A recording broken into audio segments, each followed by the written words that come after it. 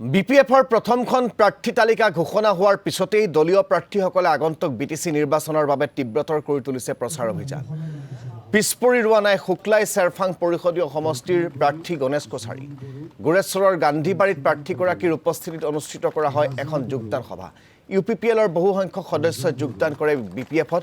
BPF ইউপিপিএলৰ মিত্ৰতাৰ প্ৰসংগ এক ষড়যন্ত্ৰ বুলি তাৎপৰ্যপূৰ্ণ মন্তব্য গণেশ কছাৰী।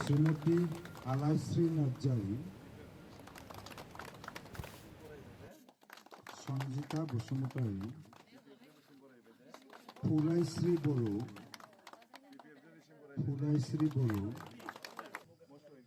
ৰাজু বড়ো, পূব নৌকাতা গান্ধীবাৰী চুপাত আমাৰ আগন্তুক বিটিচিৰ পঞ্চম যিটো নিৰ্বাচন, এই নিৰ্বাচনৰ বাবে ৰাইজৰ ওচৰত ভিৰত ভিক্ষা মাগিবৰ কাৰণে আমি আহিছোঁ আৰু হিচাপে আজি ইয়াত আমি জইনিঙো কৰিলোঁ।